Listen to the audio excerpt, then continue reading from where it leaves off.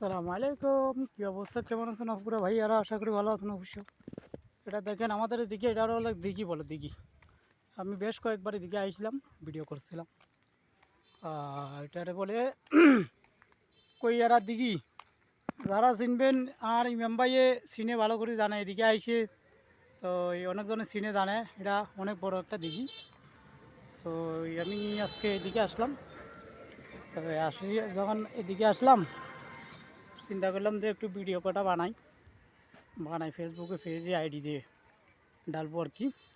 তো এদিকে জায়গাগুলো মোটামুটি অনেক সুন্দর জায়গা, দেখার মতন জায়গা। এদিকে যে এটা হলো দিঘি, অনেক সুন্দর, অনেক বড় বড় মাছ আছে এখানে। এই যে মাছে ঘাই মারে মাছ আছে অনেক, এদিকে মাছ পাওয়া যায়। আর এটা তো অনেক বড় বড় মাছ আছে এখানে। মাছ ধরার জন্য অনেক লোক আসে, মাঝে মধ্যে বড়শি নিয়ে আসে, বড়শি। আর এটা হলো চারিপাশে এলো কবরস্থান। এগুলা মোটামুটি জঙ্গলের মতনই গেছে গা। রোড ঘাট অনেক সুন্দর, রোডগুলা এদিকে জায়গাগুলো অনেক সুন্দর লাগে ভিডিও করার মতন। মানে সুন্দর সুন্দর জায়গা আছে।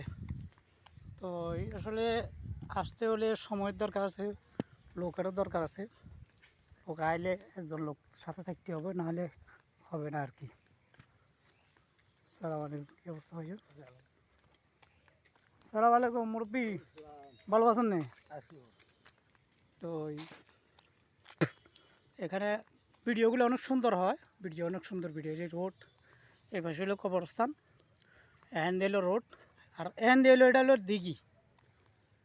দিঘিটা অনেক বড়, অনেক বড় বড় মাছ হয় এখানে।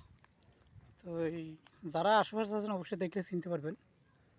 এই অনেক সুন্দর রোড ঘাট, গাছপালা, সবুজে শ্যামলে বাংলায় অনেক সুন্দর লাগে, ভালো লাগে। মোটামুটি জায়গাগুলো ঘুরার মতন বা অনেক ভালো লাগে, খারাপ না।